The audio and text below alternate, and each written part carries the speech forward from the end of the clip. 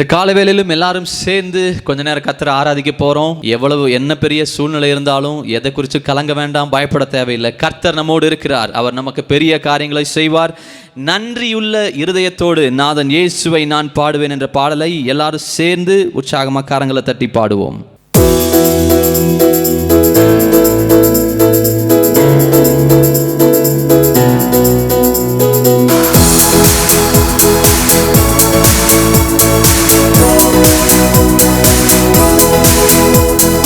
நன்றி நிறைந்த இதயத்தோடு நாதன் இயேசுவை பாடிடுவேன். நன்றி நிறைந்த இதயத்தோடு நாதன் இயேசுவை பாடிடுவேன். துதிப்பலிகள் செலுத்தியே வாழ்நாளெல்லாம் உம்மை ஆராதிப்பேன். துதிப்பலிகள் செலுத்தியே வாழ்நாளெல்லாம் உம்மை ஆராதிப்பேன்.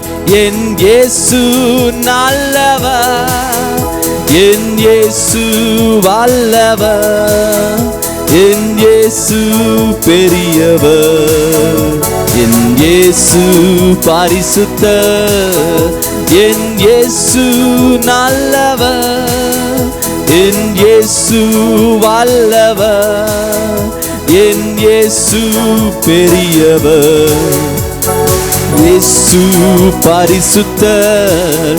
நான் நடந்து வந்த பாதைகள் கரடு முரடானவை, நான் நடந்து வந்த பாதைகள் கரடு முரடானவை. என்னை தோளில் தூக்கி சுமந்தார், அவர் அன்பை நான் மறப்பேனோ. என்னை தோளில் தூக்கி சுமந்தார், அவர் அன்பை நான் மறப்பேனோ.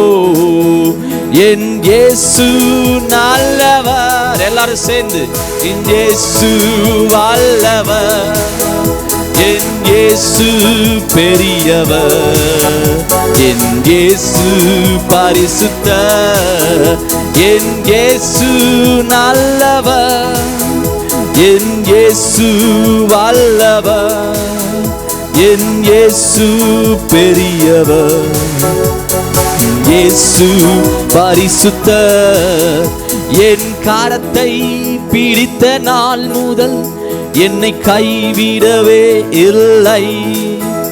என் கரத்தை பிடித்த நாள் முதல் என்னை கைவிடவே இல்லை.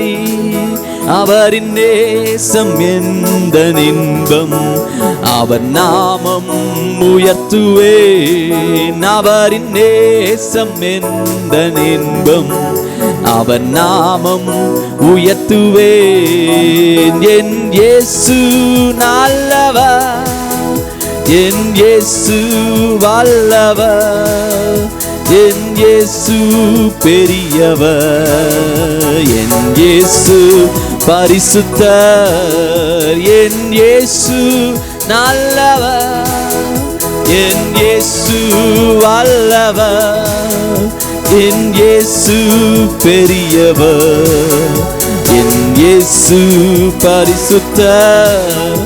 என் போக்கிலும் வரத்தினிலும் என் இயேசுவே பாதுகாப்பு, என் போக்கிலும் வரத்தினிலும் என் இயேசுவே பாதுகாப்பு. என் கால்கள் சறுக்கிடும் நேரம் அவர் கிருபை தாங்கிடுதே. என் கால்கள் சறுக்கிடும் நேரம் அவர் கிருபை தாங்கிடுதே. என் இயேசு நல்லவர், என் இயேசு வல்லவர், என் இயேசு பெரியவர், என் இயேசு பரிசுத்தர், என் இயேசு நல்லவர், என் இயேசு வல்லவர், என் இயேசு பெரியவர், என் இயேசு பரிசுத்தர். கோலியாத் நம்மை எதிர்த்து வந்தாலும் கொஞ்சமும் பயம் வேண்டாம். கோலியாத் நம்மை எதிர்த்து வந்தாலும் கொஞ்சமும் பயம் வேண்டாம். இயேசு என்னும் நாமம் உண்டு, இன்றே ஜெயித்திடுவோம். இயேசு என்னும் நாமம் உண்டு, இன்றே ஜெயித்திடுவோம். நன்றியால் துதிப்பாடு, நம் இயேசுவை நாவாலே என்றும் பாடு. நன்றியால் துதிப்பாடு, நம் இயேசுவை உள்ளத்தால் என்றும் பாடு. நல்லவர் வல்லவர் போதுமானவர், வார்த்தையில் உண்மையுள்ளவர். நல்லவர் வல்லவர் போதுமானவர், வார்த்தையில் உண்மையுள்ளவர். நன்றியால் துதிப்பாடு, நம் இயேசுவை நாவாலே என்றும் பாடு. நன்றியால் துதிப்பாடு, நம் இயேசுவை உள்ளத்தால் என்றும் பாடு.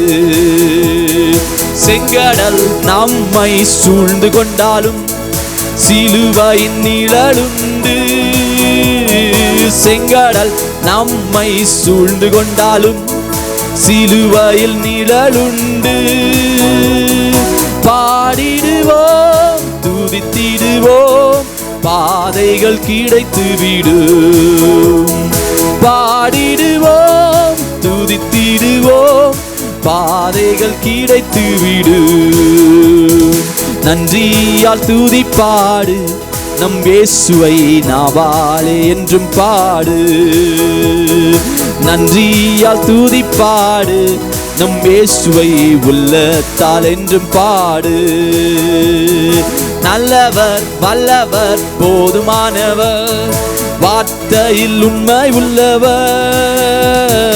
நல்லவர் வல்லவர் போதுமானவர், வார்த்தையில் உண்மை உள்ளவர். நன்றியால் துதிப்பாடு, நம் இயேசுவை நாவாலே என்றும் பாடு. நன்றியால் துதிப்பாடு, நம் இயேசுவை உள்ளத்தால் என்றும் பாடு.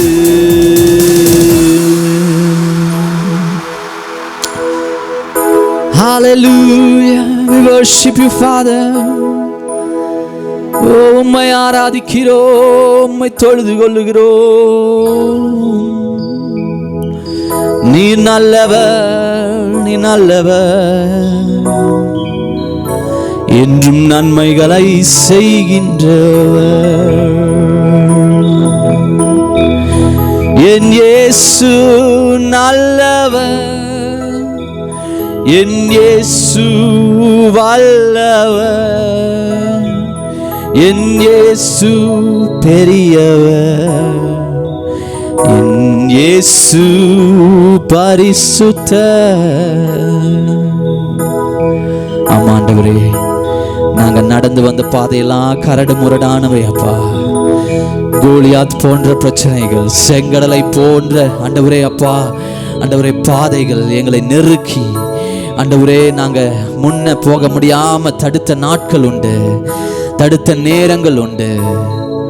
ஆனா எல்லா சூழ்நிலைகளையும் எங்க கரத்தை பிடிச்சு எங்களை நடத்தி, பயப்படாத, நான் உனக்கு முன்பதாக சென்று கோணலானவைகளை செவையாக்குவேன், கரடு முரடான பாதைகளை நான் உனக்காக சமன்படுத்தி கொடுப்பேன்னு எங்களுக்கு வாக்கு தத்துவத்தை கொடுத்து, வார்த்தையை கொடுத்து, தைரியப்படுத்தி, தேற்றி எங்களை நடத்தினீங்களே.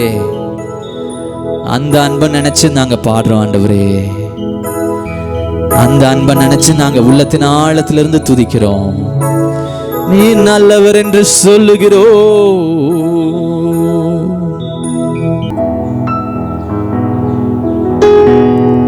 அப்படியே கர்த்தரை தொழுது கொண்டு இருக்கிற இந்த வேலையிலையும் ஆண்டவரே, நீங்க தான் எங்க நம்பிக்கை சுவாமி. அப்பா, hallelujah, we worship you, Father.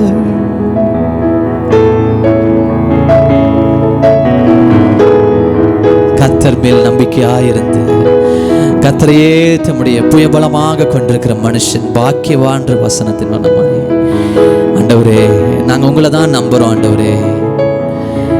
எங்கள் ஆண்டவரே, எங்களை சுற்றி இருக்கிற எதையும் நாங்கள் நம்பல. எங்கள் தேவனாகிய கர்த்தரையே சார்ந்துள்ளோம்.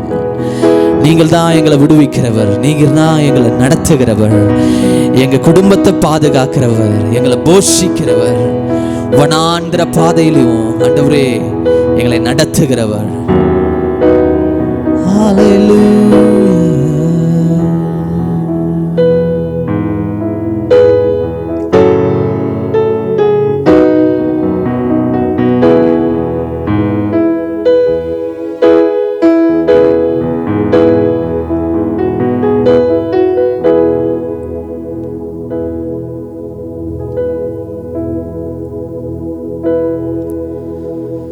கலங்கின நேரங்களில் கை தூக்கி எடுத்தவரே, கண்ணீரின் பள்ளத்தாக்கில் என்னோடு இருப்பவரே.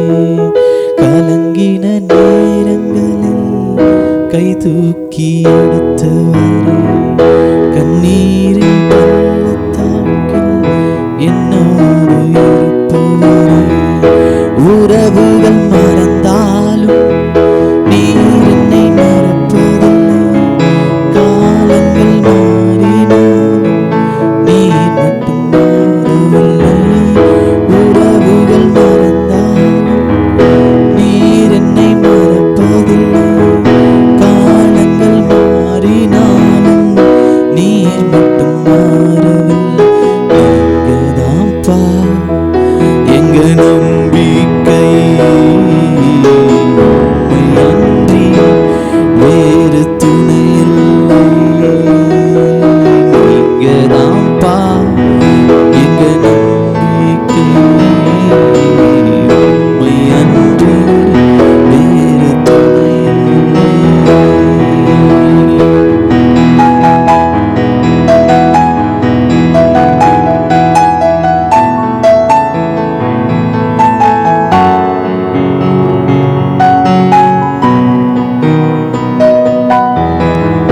தேவைகள் ஆயிரம் என் முன்னிருப்பினும் சோர்ந்து போவதில்லை என்னோடு நீர். தேவைகள் ஆயிரம் என் முன்னிருப்பினும் சோர்ந்து போவதில்லை என்னோடு நீருண்டு. தேவையை காட்டிலும் பெரியவர் நீரல்லோ, நினைப்பதை பார்க்கிலும் செய்பவர் நீரல்லோ. தேவையை காட்டிலும் பெரியவர் நீரல்லோ, நினைப்பதை பார்க்கிலும் செய்பவர் நீரல்லோ. நீங்கதான்ப்பா எங்க நம்பிக்கை, உம்மை அன்றி வேறு துணை இல்லை. எல்லாரும் சேர்ந்து நீங்கதான்ப்பா எங்க நம்பிக்கை, உம்மை அன்றி வேறு துணை இல்லை.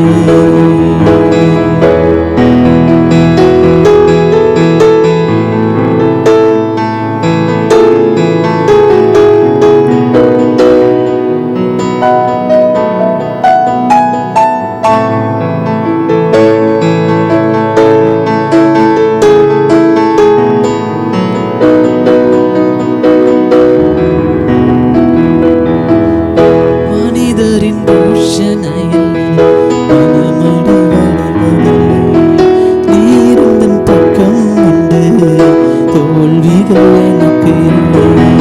மனிதனின் தூஷணையில் மனமடி வடிவதில்லை, நீருந்தன் பக்கம் உண்டு, தோல்விகள் எனக்கு இல்லை. நாடுகள் எனக்கு எதிராய் சாட்சிகள் சொன்னாலும் வாதாட நீருண்டு, ஒரு போதும் கலக்கம் இல்லை. நாவுகள் எனக்கு எதிராய் சாட்சிகள் சொன்னாலும் வாதாட நீருண்டு, ஒரு போதும் கலக்கம் இல்லை. நீங்கதான்ப்பா எங்க நம்பிக்கை, உம்மை அன்றி வேறு துணை இல்லை. நீங்கதான் நம்பிக்கை உம்மை அன்றி வேறு துணை இல்லை. உம்மை ஆராதிப்பேன் அழகே, என்னை மன்னிக்க வந்த அழகே. உம்மை பாட உம்மை புகழ ஒரு நாவு பத்தலையே. உம்மை ஆராதிப்பேன் அழகே, என்னை மன்னிக்க வந்த அழகே. உம்மை பாட உம்மை புகழ ஒரு நாவு பத்தலையே. உம்மை ஆராதிப்பேன் அழகே, என்னை மன்னிக்க வந்த அழகே. உம்மை பாட உம்மை புகழ ஒரு நாவு பத்தலையே. உம்மை ஆராதிப்பேன் அழகே, என்னை மன்னிக்க வந்த அழகே. உம்மை பாட உம்மை புகழ ஒரு நாவு பத்தலையே. ஆண்டவரே, நீங்க தான் எங்க நம்பிக்கை, நீங்க தான் எங்க புகழிடம், எங்க அடைக்கலம். ஹல்லேலூயா. இந்த கால வேளையில உம்மை உயர்த்துகிறோம், உம்மை தொழுது கொள்ளுகிறோம் உடைந்த உள்ளத்தோடு. ஆண்டவரே, பாரத்தோடு கலங்கின உடையில் ஆண்டவரே உள்ளத்தோடு தவித்துக் கொண்டிருக்கிற எல்லா ஆத்துமாக்களையும் நினைவு கூறுகிறோம். எல்லா உள்ளங்களையும் உங்க கரத்தில் ஒப்பு கொடுக்கிறோம். ஒரு விடுதலை, ஒரு இயற்கைக்கு அப்பாற்பட்ட ஆசீர்வாதம், ஒரு ஆண்டவரே அசாத்தியமான கிருபை அவர்களை சூழ்ந்து கொள்வதாக. தகப்பனே, உம்முடைய இரக்கம் அவர்களுக்கு கடை ஆண்டவரே அப்பா 1000 தலைமுறை தோறும் கிடைப்பதாக. ஹல்லேலூயா. ஒரு பிரேக் த்ரூவை கட்டளையிடுகிறோம், ஒவ்வொரு விடுதலையை கட்டளையிடுகிறோம்.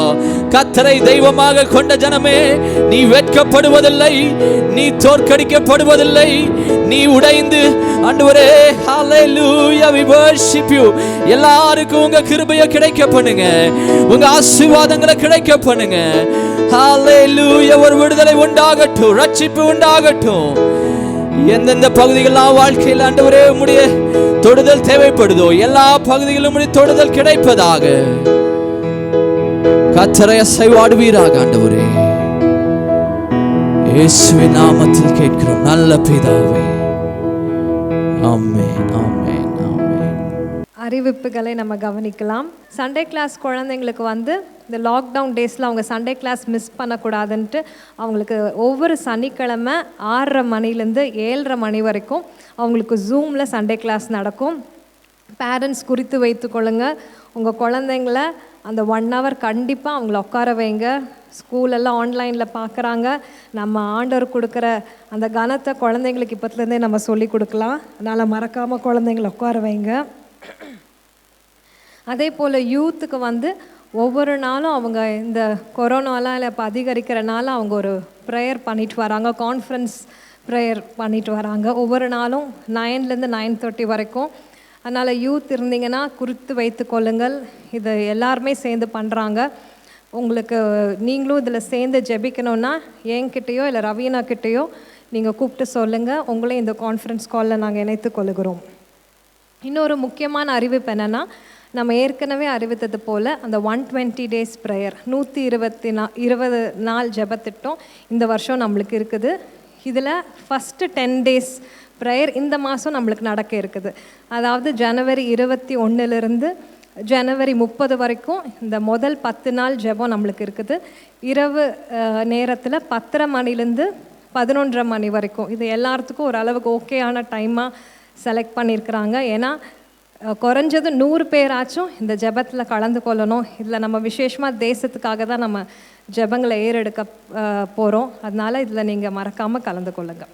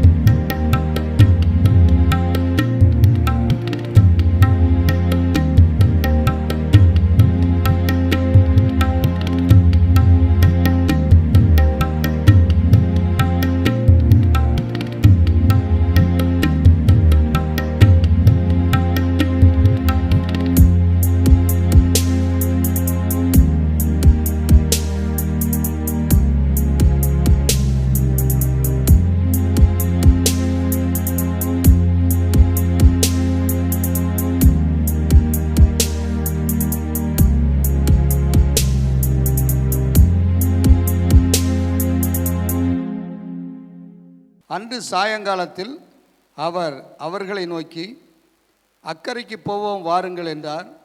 அவர்கள் ஜனங்களை அனுப்பிவிட்டு அவர் படவில் இருந்தபடியே அவரை கொண்டு போனார்கள். வேறே படவுகளும் அவரோட கூட இருந்தது. அப்பொழுது பலத்த சுழல் காற்று உண்டாகி படவு நிரம்பத்தக்கதாக அலைகள் அதன் மேல் மோதிற்று. கப்பலின் பின்னணியத்தில் அவர் தலையணை வைத்து நித்திரையாயிருந்தார். அவர்கள் அவரை எழுப்பி, போதகரே, நாங்கள் மடிந்து போகிறது உமக்கு கவலை இல்லையா என்றார்கள். அவர் எழுந்து காற்றை அதட்டி கடலை பார்த்து, இறையாதே, அமைதலாயிரு என்றார். அப்பொழுது காற்று நின்று போய் மிகுந்த அமைதல் உண்டாயிற்று. அவர் அவர்களை நோக்கி, ஏன் இப்படி பயப்பட்டீர்கள்? ஏன் உங்களுக்கு விசுவாசம் இல்லாமற் போயிற்று என்றார். அவர்கள் மிகவும் பயந்து, இவர் யாரோ, காற்றும் கடலும் இவருக்கு கீழ்ப்படுகிறதே என்று ஒருவரோடொருவர் சொல்லி கொண்டார்கள். ஆமென்.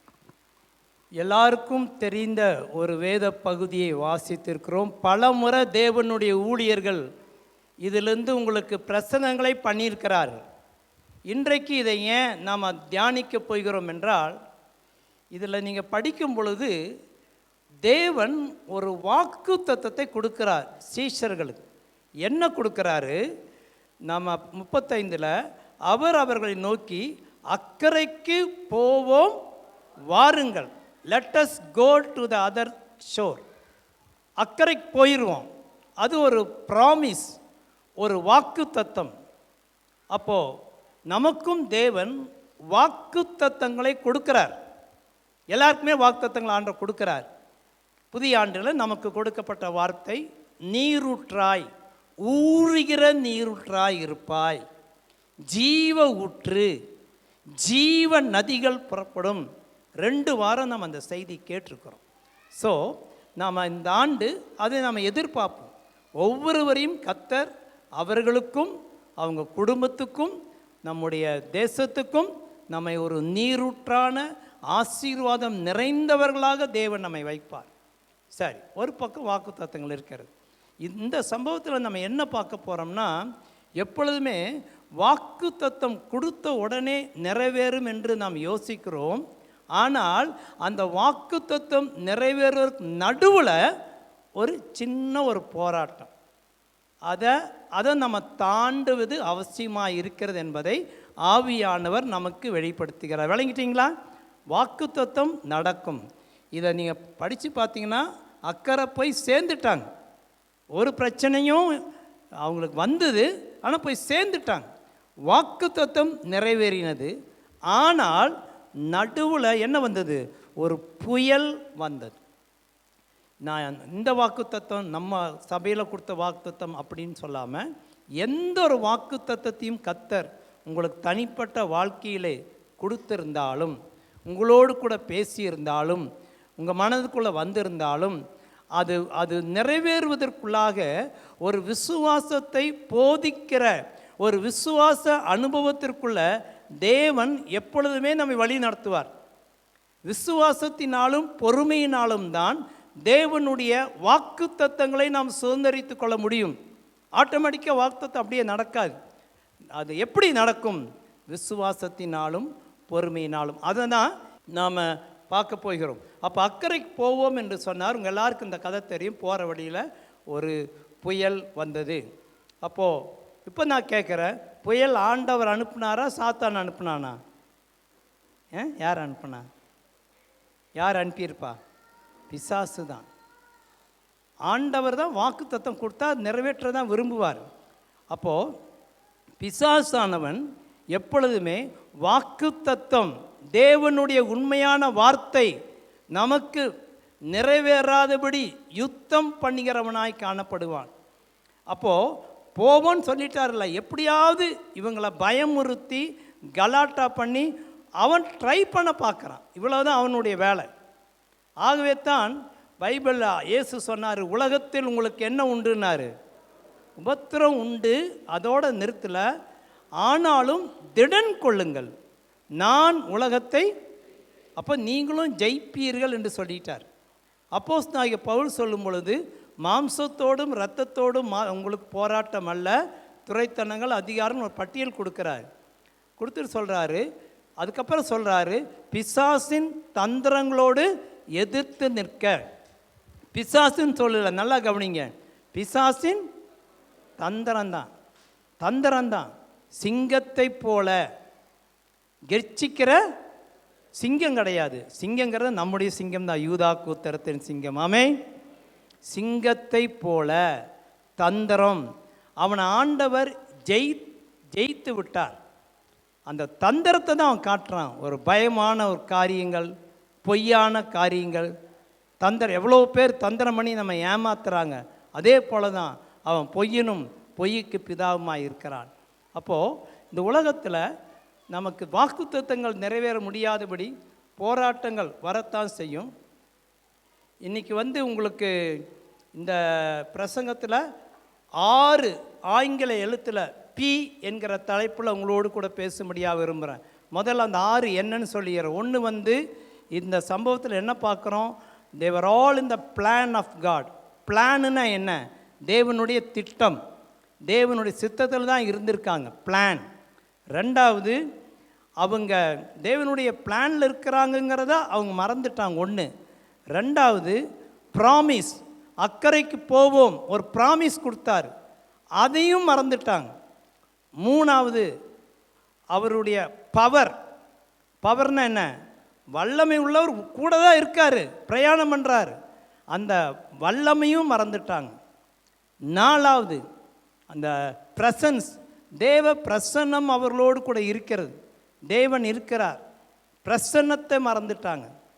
ஐந்தாவது, பர்பஸ், நோக்கம். அவங்களுக்குன்னு ஒரு நோக்கம் இருக்குதுல்ல, அந்த நோக்கம் நிறைவேறாமல் நம்ம ஜீவன் போகாது. ஏன்னா பேதுரு சொல்கிறாரு, நாங்கள் என்ன ஆகிறோம்? நீங்கள் பதில் சொல்லுங்கள், நாங்கள் என்ன ஆகிறோம்? மடிந்து போகிறோம். பர்பஸ் இருக்குதே, எப்படி மடிந்து போவீர்கள்? அதையும் மறந்துட்டாங்க. பிறகு கடைசியாக ப்ரொக்ளமேஷன், சாத்தானை கடிந்து கொள்ள பிரகடனம் பண்ண, தேவனுடைய வார்த்தை கூற மறந்து போய்விட்டார்கள். இந்த 6 காரியங்களும் இதில் அடங்கி இருக்கிறது. நாம் சுருக்கமாக பார்ப்போம். முதல்ல பிளான், திட்டம். சீஷர்கள் முதலாவது அறிந்து கொள்ள வேண்டும், தேவனுடைய சித்தத்தின்படி தான் பிரயாணத்தை அவங்க ஆரம்பிச்சிருக்கிறாங்க. அல்லேலூயா. இப்போ இது ஏதோ ஒரு ஊழிய பகுதியை நம்ம தியானிக்கல, சாதாரணமாக அந்த காலத்தில் ஒரு பிரயாணம். அந்த பிரயாணத்தை பைபிளை ரெக்கார்ட் பண்ணியிருக்காரு. இந்த பிரயாணத்தில் நமக்கு போதிக்க வேண்டிய பாடங்கள் உண்டு. அதுக்காக தான் அந்த பிரயாணத்தை டீட்டெயிலாக எழுதி வச்சிருக்கார். வாங்க போகலாம், புறப்படுங்க, நான் உங்களை கூட்டிகிட்டு போகிறேன், அக்கறைக்கு போவோம். போகிற வழியில் நடந்த சம்பவம். அப்போ நாமும் நம்முடைய ஆவிக்குரிய ஜேர்னி, ஆவிக்குரிய பிரயாணத்தை ஆரம்பிச்சிருக்கிறோம். வழியில் எவ்வளவோ சோதனைகளை நாம் கடந்து வருகிறோம். வாக்குத்தத்தம் நிறைவேறுவதற்கு அந்த சோதனைகளை கடந்தாக வேண்டும். இப்போ முதலாவது நீங்கள் அறிந்து கொள்ள வேண்டும், நாம் எல்லாருமே தேவ திட்டத்தில் தான் இருக்கிறோம். ஆமென். ரட்சிக்கப்பட்ட ஒவ்வொருவரும் தேவனுடைய திட்டம். தேவனுடைய திட்டம்னா, பிளான்னா தேவனுடைய சித்தத்தில் தான் இருக்கிறோம். தேவனுடைய சித்தம் தான் நமக்கு சேஃப்டியான இடம், அதுதான் நமக்கு பாதுகாப்பான ஒரு இடமாக இருக்கிறது. நீங்கள் ஒரு வேளை நினைக்கலாம், தேவ சித்தத்தின்படி தான் இந்த தொழில் ஆரம்பித்தேன், தேவ சித்தத்தின்படி தான் நான் இவங்களை திருமணம் பண்ணினேன், தேவ சித்தத்தின்படி தான் வீடு கட்டினேன், இடம் வாங்கினேன், ஊழியக்காரனை வச்சு தான் எல்லாம் பண்ண. ஓகே, எது தேவ சித்தமாய் இருந்தாலும் போராட்டம் வரத்தான் செய்யும். ஆமென் சொல்வீர்களா? விளங்கிட்டீங்களா? தேவ சித்தமாகவே இருக்கட்டும், திருமணமாகவே இருக்கட்டும், எதுவாகவே இருக்கட்டும், ஆனாலும் போராட்டம் இருக்கத்தான் செய்யும். அப்போ அவங்க பிளானில் தான் இருந்தாங்க, தேவனுடைய பிளானில் தான் இருந்தாங்க. ஏன்? அவர் தான் சொன்னார், அக்கறைக்கு போவோம்னா சேஃப்டியாக போயிருக்கணுமில்ல. ஏன் அதை அனுமதிச்சார்? நமக்கு அதை காட்டும்படியாக தான். வாக்குத்தத்தங்களை கொடுத்தாலும் உங்கள் விசுவாசம் சோதிக்கப்படுவதற்கு, உங்கள் விசுவாசம் பலப்படுவதற்கு இந்த வழியாக தான் போக வேண்டும் என்பதை இந்த சம்பவத்தின் மூலமாக தேவன் காட்டுகிறார். உதாரணமாக நீங்கள் பார்க்கும் பொழுது, தாவீது ராஜாவாவாருன்னு சின்ன வயசுலேயே டீனேஜில் அறிவிச்சாச்சு. ஆனால் எவ்வளவு போராட்டம், அவர் எவ்வளவு போராட்டங்களை தன்னுடைய சங்கீத புஸ்தகத்தில் எழுதுகிறார். பயங்கர போராட்டம். ஒவ்வொரு சங்கீதத்தை பார்த்தீங்கன்னா அவருடைய போராட்டத்தை நீங்கள் பார்க்கலாம். அப்படி போராட்டம். அப்போது நாம் அறிந்து கொள்ள வேண்டும், வாக்குத்தத்தங்களை சுதந்திரித்து கொள்ள ஒரு போராட்டத்தின் வழியாக போக வேண்டும். ஆபிரகாம் ஆண்டவர் அழைத்தார். ஆபிரகாமை பார்த்து என்னன்னு சொன்னார்? இந்த ஊரை விட்டு போ, நான் உன்னை காண்பிக்கும் தேசத்துக்கு போனார். தேவனுடைய சித்தத்தின்படி தான் புறப்படுறார். நல்லா கவனிங்க. போனார், புறப்பட்டார். போகிற வழியில் என்ன நடந்தது? அவருடைய மனைவி என்ன பண்ணினார்? இன்னொரு ராஜா இச்சித்து தன்னிடத்தில் அழைத்து கொண்டார் என்று நாம் பார்க்கிறோம். ஆனால் தீமை நடக்காமல் ஆண்டவர் பாதுகாத்தார். அதுதான் பெரிய காரியமே. நம்ம போகிற இதில் தீமைகள் வரத்தான், தீமைகள் வர்ற மாதிரி இருக்கும். தீமையிலிருந்து தேவன் நம்மை பாதுகாப்பார். அப்படியே கையை வச்சு சோத்திரம் பண்ணுங்க. ஆண்டவரே, வாக்குத்தத்தம் நிறைவேறுகிற பாதையில் வரக்கூடிய தீமைக்கு எங்களை பாதுகாக்கிறீர்.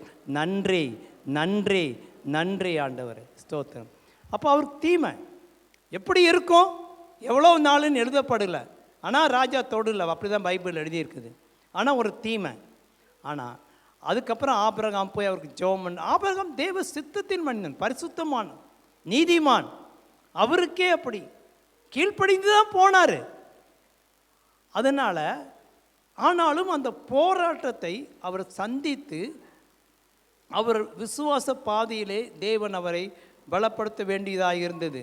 இன்னும் ஒரு சிலரை உங்களுக்கு சொன்னால் நீங்கள் அறிந்து கொள்வீர்கள். யோசேப்பு பலமுறை நம்ம பார்த்துருக்குறோம். அவருக்கு ஆண்டவர் சொன்னது ஒன்று, நடந்தது வேறு. ஆனாலும் இறுதியில் தீமை மாதிரி வந்தது. இருந்தாலும் கர்த்தர் கூட இருந்தார். கர்த்தர் கைவிடவில்லை. சில நேரங்களில் தீமை வரலாம், வந்தாலும் நல்ல செய்தி, கர்த்தர் கைவிடவில்லை. நல்ல கையை உயர்த்தி அவருக்கு ஒரு அல்லேலூயா சொல்லுவோம். யோசேப்புக்கு வந்ததே, கைவிட்டுட்டாரா? நீங்கள் பைபிளில் யோசேப்பை பற்றி படிக்கிற எல்லா இடத்துலையும் யோசேப்போடு கூட இருந்தார். படிக்கிறீங்களா? யோசேப்போடு கூட இருந்தார். சிறைச்சாலையாக கூட இருந்தார். எங்கே போனாலும் கூடையே இருந்தார். அப்போ யோசேப்புக்கே புரிஞ்சிட்டு சொல்கிறாரு, நீங்கள் எனக்கு தீமை செய்ய நினைத்தீர்கள், அந்த தீமையை கர்த்தர் நன்மையாய் மாற்றினார். வாக்குத்தத்தங்கள் நிறைவேறுவதற்கு தீமை மாதிரி காரியங்கள் நடக்க மாதிரி தெரியும். பயந்துக்க வேண்டாம். அதை நம்மை ஒரு நாளும் அவர் கைவிட மாட்டார். நான் உன்னை விட்டு விலகுவதும் இல்லை அப்படின்னு சொல்லிக்கிறார். ரூத்துடைய வாழ்க்கையில் அந்த நாட்களில் ஒரு தீமை நடந்தது. சில நாட்களில் சில நேரங்களில் சிலருக்கு அது தீமைன்னு சொல்லாமல் ஏதோ சில காரியங்களை கர்த்தர் அனுமதிக்கிறார். எல்லாரும் சொல்லுங்க, என்ன? ரூத்துக்கு கர்த்தர் அனுமதித்தார். ஏன் அனுமதித்தார்? இன்னும் அதை விட சிறப்பான ஒரு நன்மை கொடுக்கும்படியாக. கரங்களை அல்லேலூயா சொல்லுவோம். உங்களுக்கு கர்த்தர் ஒரு காரியத்தை அனுமதித்திருந்தார் என்றால் அதைவிட சிறப்பான ஒரு நன்மையை தரும்படியாக. ரூத்துக்கு அழகான போவாசை கொடுத்தார். அந்த தீமையை கர்த்தர் நன்மையாக மாற்றினார். ஆகவே வாக்குத்தத்தங்கள் குறித்து நீங்கள் கவலைப்பட வேண்டிய அவசியம் இல்லை. பேதுருக்கு பயங்கரமான சோதனை வந்தது. சாத்தான் கோதுமை சுலகினால் புடைக்கிறது போல புடைக்க உத்தரவு கேட்டானா, கர்த்தர் அனுமதி கொடுக்கல. ஆனால் பேதுரு அன்னைக்கு கஷ்டப்பட்டார். நடந்தது என்ன? 50 நாட்களுக்குள்ள பேதுரு முதல் அப்போஸ்தலனாய் எழும்பினார். அல்லேலூயா. அவ்வளோ மறுதளிச்சார். எனக்கு தெரியாது இயேசுவா யாரோ, சபிக்கிறான், நான் ஊழியக்காரனே இல்லை, இயேசு எனக்கு தெரியாது. ஆனால் என்ன நடந்தது? 50 நாளும் கூட ஆகலை. 50வது நாளில் அவன் எழுந்து 3000 பேருக்கு பிரசங்கம் பண்ணினான். அல்லேலூயா. அப்போது சாத்தான் நமக்கு பல தீமைகளை கொண்டு வந்தாலும் தேவக்கரம் நம்மோடு கூட இருக்கும் பொழுது நம்மை கர்த்தர் பயன்படுத்துவார். நம்மை தேவன் ஆசீர்வாதமாக வைப்பார்.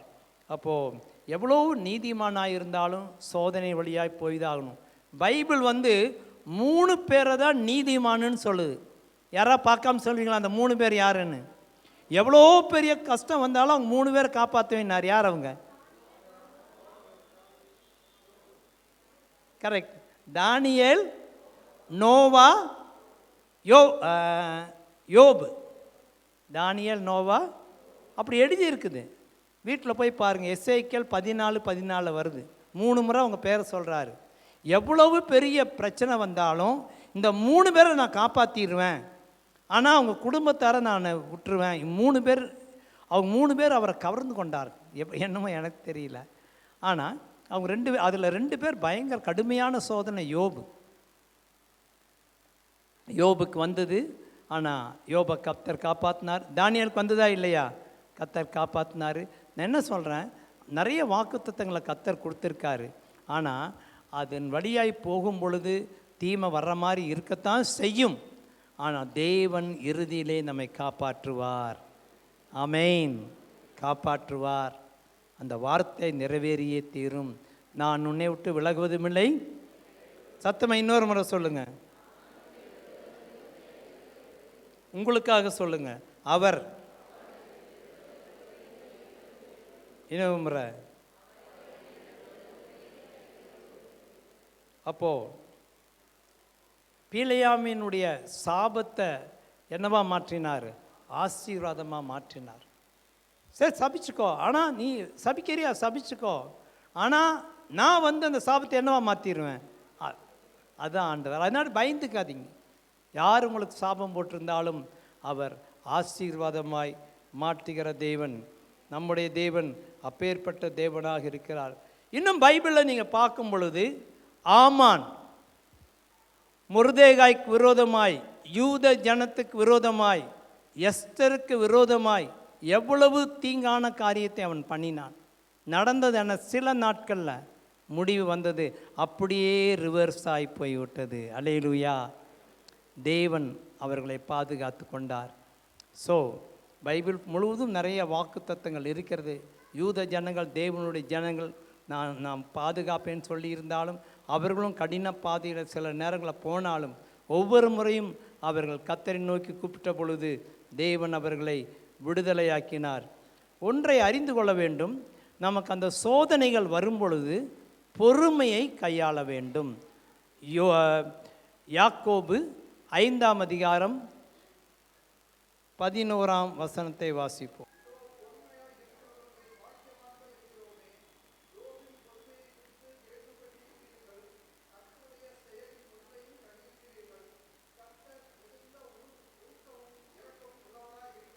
யோபின் பொறுமையை அந்த சபைக்கு எழுதுறார். யோபின் பொறுமையை என்ன பண்ணியிருக்கிறீங்க? கேள்விப்பட்டிருக்கிறீங்க. நீங்களாம் கேள்விப்படலையா? பொறுமை கேள்விப்பட்டு, அதோட ஆண்டவர் நிறுத்தல, அவருடைய செயலின் முடிவையும் முடிவை பார்த்துருக்கீங்க இல்லையா? நல்ல முடிவாக தான் உங்களுக்கு வரப்போய்கிறது. சத்தமாவேன்னு சொல்லுங்கள். சோதனை யார் யார் சகித்து கொண்டு இருக்கிறீர்களோ நல்ல முடிவு தான் வரும். நீங்கள் பயப்படுற மாதிரி நடக்காது. நல்ல சொல்லுங்கள், பக்கத்தில் பார்த்து நல்ல முடிவுன்னு சொல்லுங்கள். நல்ல முடிவு. கர்த்தருடைய செயலின் முடிவை கண்டிருக்கிறீர்களே. ஏன் அவர் முடிவு நல்ல முடிவுனா, அவர் மன உருக்கமும் இரக்கமும் உள்ள தேவன். அல்லேலூயா. அவருடைய கேரக்டர்.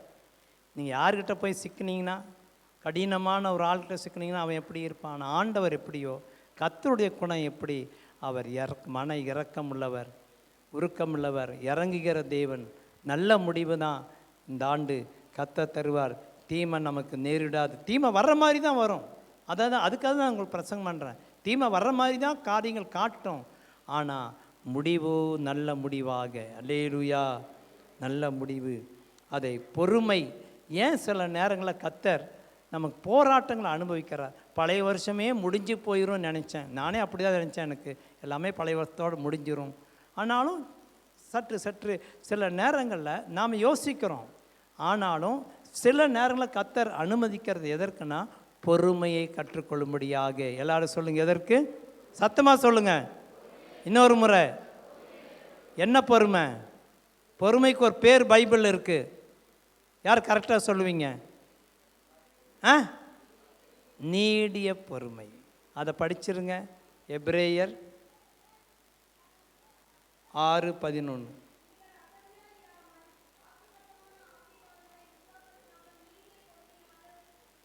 போதும், நீங்கள் போதும். நீங்கள் அசதியாயிராமல் வாக்குத்தத்தமான ஆசீர்வாதங்களை சுதந்தரிக்கிறவர்களை பின்பற்றுங்க. அவங்க எப்படி இருந்தாங்க? விசுவாசத்தினாலும் பொறுமையினாலும் சுதந்தரித்து கொண்டார்கள். எல்லாரும் அந்த 2 வார்த்தையை சொல்லுங்க.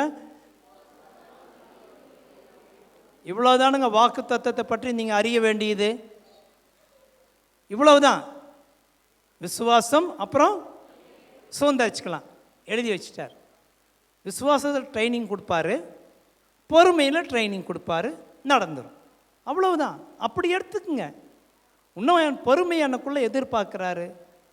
பொறுமை, ஓகே லார்ட், ஸ்தோத்திரம், என்னை பொறுமையாக இருக்க என் கிருபை தாரும்.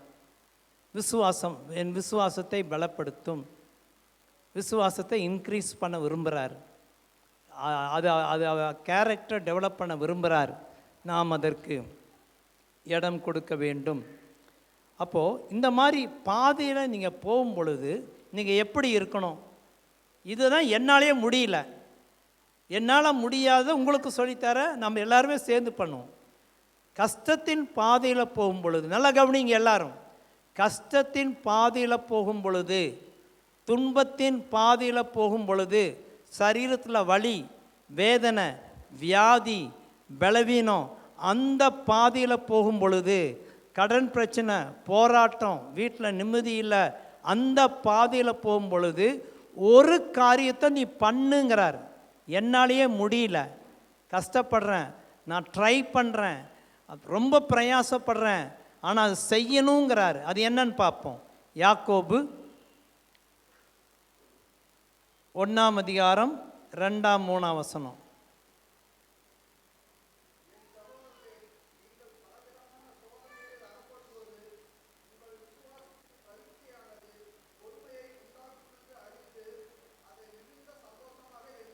எல்லாரும் சேர்ந்து 3 படிங்க.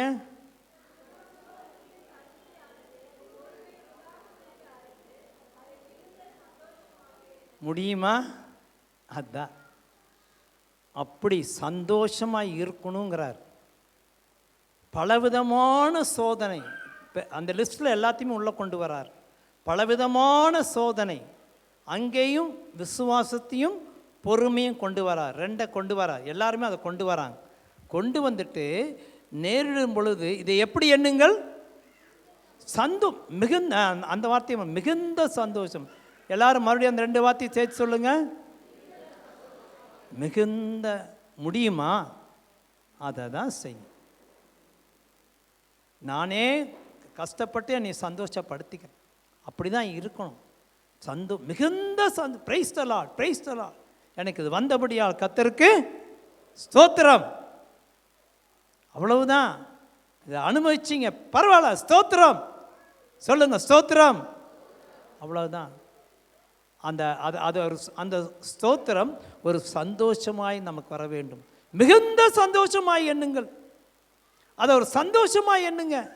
என்ன முடியலையே, பரவாயில்ல, எண்ணி தான் ஆகணும். இது தேவனுடைய வார்த்தை.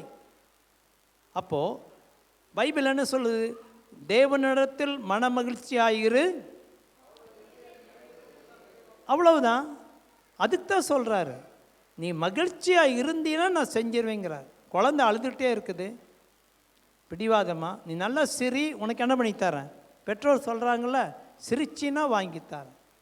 அதே போல தான் நாம் சோதனையின் மத்தியிலேயும் மகிழ்ச்சியாய் இருக்க கற்றுக்கொண்டால் சீக்கிரமாக விடுதலை உண்டாகும்.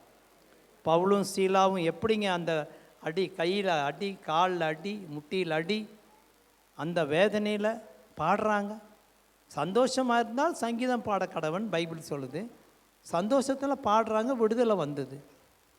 அப்போ அந்த சந்தோஷமாக இருக்க முடியாது, ஆனால் இருக்க பழகி கொள்ள வேண்டும். ஆமேன்னு சொல்வீர்களா? நீங்கள் சாதாரணமாகவே சந்தோஷமாக இருக்கிறதுல அதில் எப்படி சந்தோஷமாக இருக்கீங்க? எப்பொழுது கர்த்தருக்குள் எப்பொழுதும் இன்னொரு முறை சொல்லுங்கள். ஆமாம், அவர் சந்தோஷம்தான் பதில். எனக்கு ஆண்டவர் ஆவியானதான், நீ சந்தோஷமாக இருக்கணும், சந்தோஷமாக இருக்கணும். ஐயா முடியல ஆண்டவர், இல்லை முடியாது, நீ சந்தோஷமாக இருக்கணும், சந்தோஷமாக இருக்கணும், முக வாடெல்லாம் இருக்கக்கூடாது, சந்தோஷமாக இருக்கு, திரும்ப திரும்ப. அதுதான் வழி. அப்படி தான் ஜெயிக்கணும். மகிழ்ச்சியாக இருந்து தான் ஜெயிக்க வேண்டும். பரிசுத்தவான்கள் அப்படித்தான் இருந்தாங்க. தாவீது துரத்துறாங்க, என்ன சொல்றார்? கர்த்தரை நான் எக்காலத்திலும் அவர் துதி.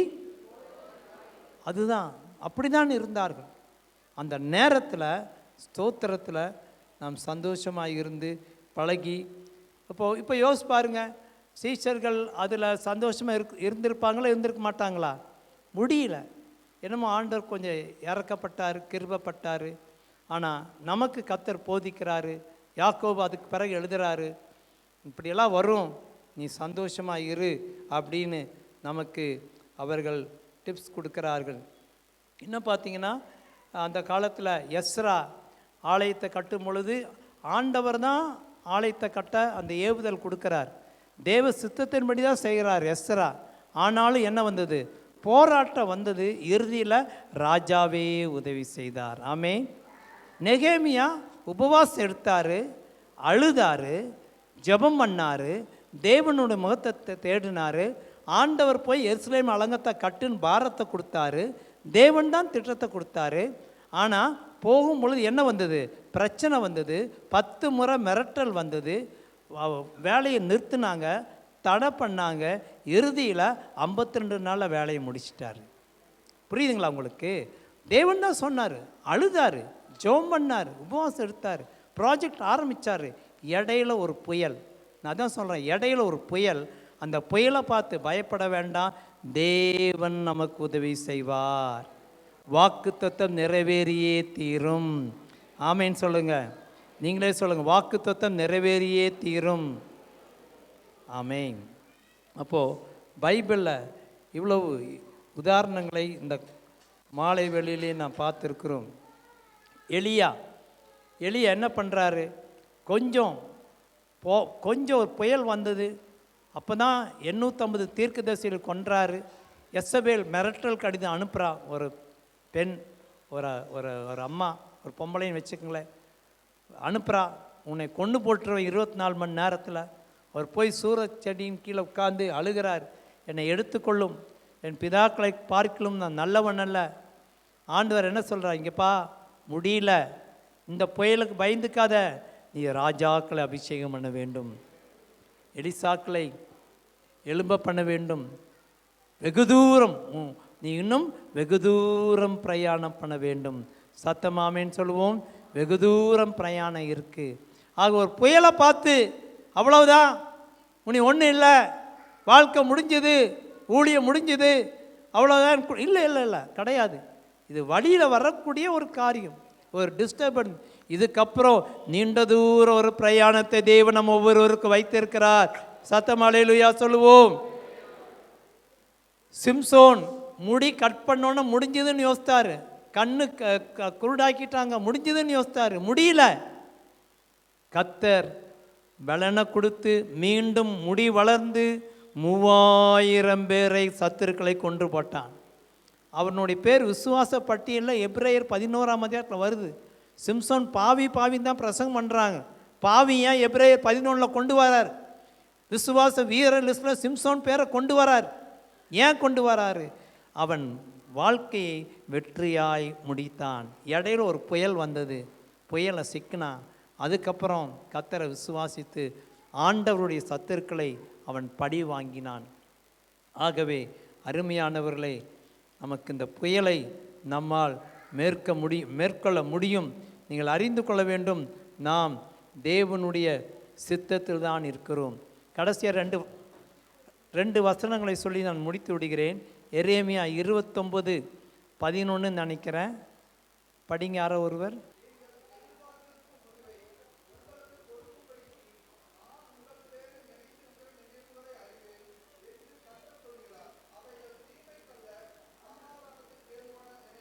அந்த கடைசி லைனை மாத்திரம் எல்லாரும் சொல்லுங்க. அவைகள்,